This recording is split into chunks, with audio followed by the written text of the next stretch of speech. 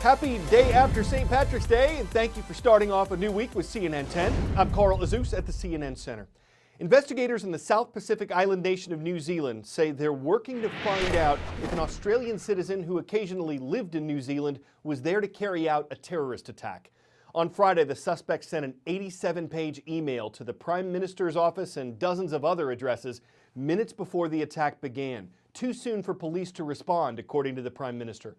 Afterward, police say the suspect carried out shootings at 2 mosques in the city of Christchurch, leaving 50 people dead and 50 others wounded. The attacks were made as Muslims were gathered for Friday prayers. Investigators have not discussed what the alleged shooter's motives were, but his email spoke out against Muslims and described immigrants as invaders. Though police initially arrested several people afterward, only one suspect was charged in connection with the shootings. Police reportedly captured him by ramming the car he was driving 36 minutes after the attacks began. New Zealand Prime Minister Jacinda Ardern says there were more firearms in his car and that he would have continued the attack if he hadn't been caught. Police said after the arrest that their focus would shift toward helping the families and the victims of the shootings, making sure those affected would get the support and help they need.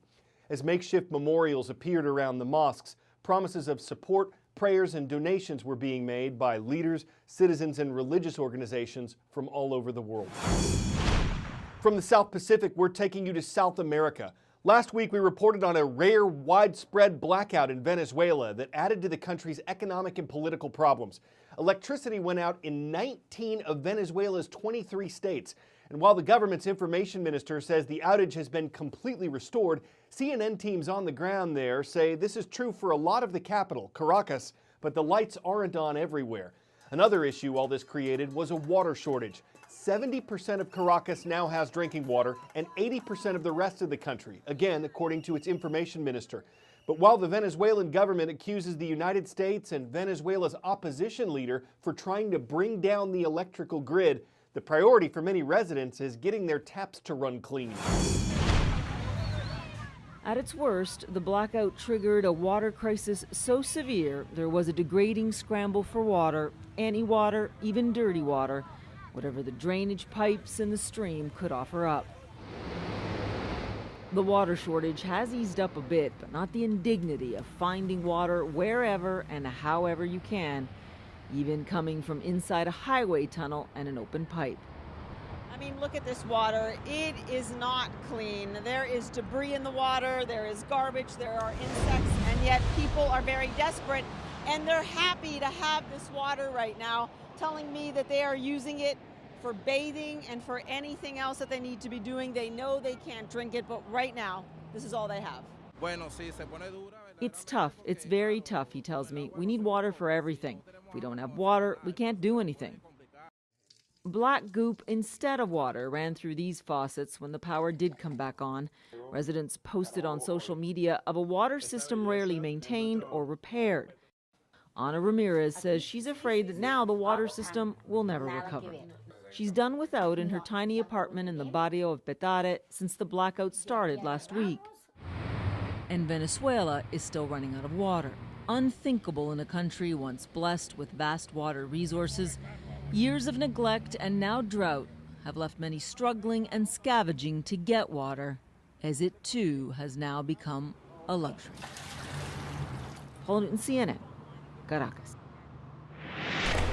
The governor of the U.S. state of Nebraska says nearly every region of his state is dealing with historic flooding.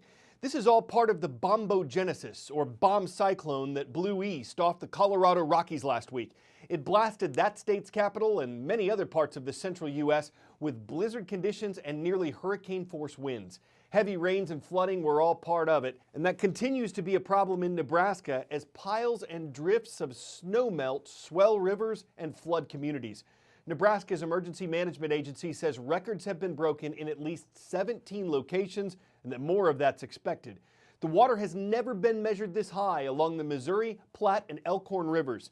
53 counties, 54 cities, and 2 Native American tribes have declared emergencies. Most of the areas affected by the bomb cyclone are expected to have calmer weather this week, but as the snow continues to melt and the rainwater runs down hills into creeks and rivers, the flooding threat isn't over.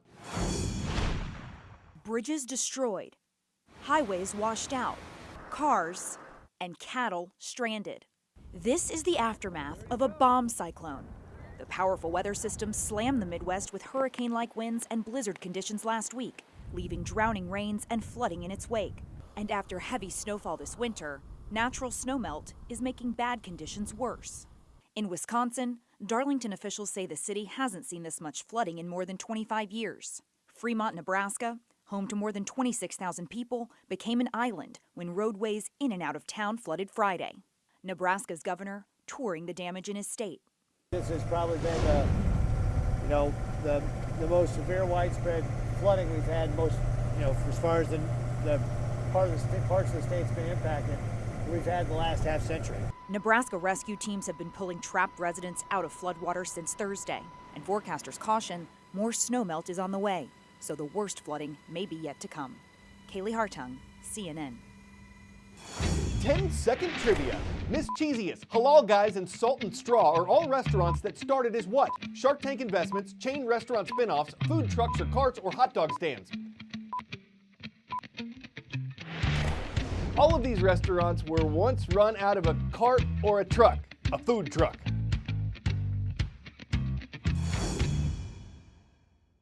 Whether you're an aspiring or already successful chef, there are a number of challenges associated with opening a food truck. Ingredient costs, kitchen costs, permit costs, not to mention the cost of losing customers when the weather doesn't cooperate. It's all part of it. But CNN recently caught up with the Taco Beast, a snowbound snowcat that serves food. Its chefs don't mind if it's snowing outside, though we're not sure what they do in the summer.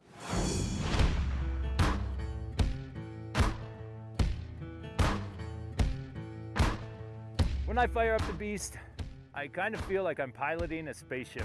You know, it's still dark outside, you press one button and you light up the sky. I have the best office view in the world. We look at the flat tops every morning. It's not a bad day.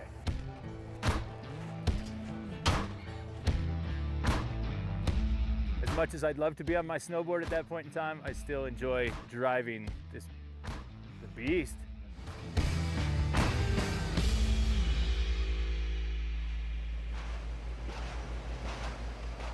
We meet at the bottom of the gondola and head up on the first one in the morning at 6:30. We head here to our docking station with the Taco Beast. All right. Perfect.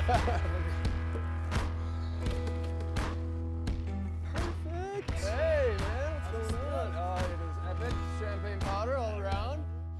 I've been Steamboat for 30 years. I've opened up about half the restaurants in town. I've been working outside for the mountain for like 3. I'm only in the kitchen for a couple hours a day for what I do. It's mostly out there.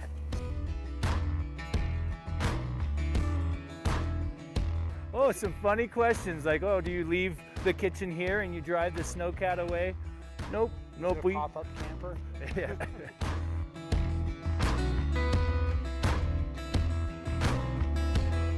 We're selling out all the time, so people are definitely liking what we're throwing down for sure.